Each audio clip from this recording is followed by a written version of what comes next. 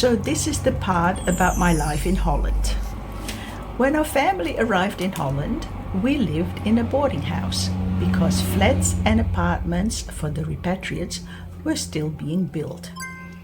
My dad decided to move to the east of Holland as he wanted to be close to his younger brother, whom he had the best relationship with. But I think, especially my dad, would have had a happier life if we had moved to one of the bigger cities in Holland, like The Hague, Amsterdam, or Rotterdam, where a lot of the Indonesian repatriates moved to. Although my dad was an electrical engineer in one of the biggest hospitals in Surabaya, living in Holland meant huge discrimination and, as a consequence, menial jobs. My dad's command of the Dutch language was good, as was his knowledge of English. He was well educated and served in the Dutch Navy. Even though my dad was the educated parent, my mum was more street smart. Without a doubt, I inherited my dad's gullibility, as he was scammed while we were living in Holland. A man visited us telling my dad that he would help him find a job. My dad had to pay him 2.5 guilders every week and got a stamp as proof of payment. This was a lot of money at that time. I'm talking 60 years ago.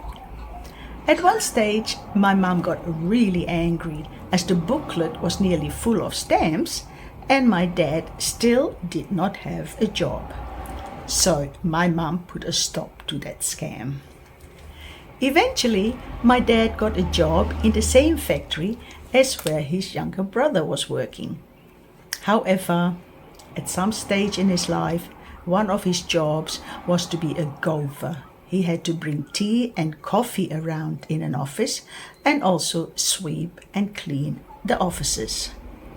Discrimination at its worst. And this continued for years.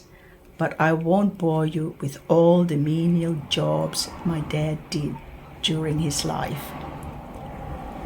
During my teenage years in Holland, I remember being told, "Hey Brownie, go back to where you came from. Go back to China." I have to think that the parents had instilled the racism in their kids, because kids don't discriminate who they play or socialize with. They don't care about each other's skin color. Due to the racism, my dad decided that his children would be, in his words, better than the Dutch man. And so he had an iron hand in our education. As a result, all my brothers became engineers and had good jobs. Every year during winter, we had coal delivered. But one year there was no money, so there was no coal delivery. I can still remember sitting in the living room with my older brother and sister, doing homework while wearing our winter coats, and my dad breaking a wooden chair to put in the coal heater. They say what doesn't break you makes you stronger. But when my dad was passed over for a former position in the office he worked at, he became depressed. Again, discrimination won out. He became asthmatic, diabetic, and I don't know what else. My dad ended up in and out of hospital, and he was 51 years old when he died. I was 19.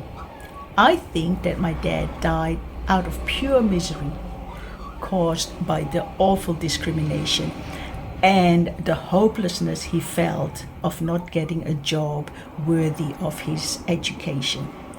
My mom became a widow at the age of 48 with 9 kids.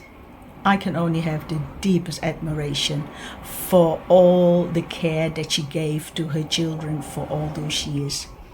In 1991, I ended up in Australia, but that's a different story.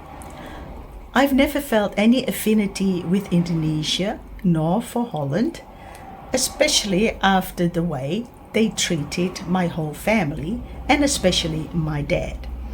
My mum hit the nail on the head though, when years later she said we were discriminated because of the color of our skin. But Dutch people would lie in the sun for hours during summer to brown their skin. How ironic. And that's my life in Holland. So please subscribe to this video if you like it, and please take care.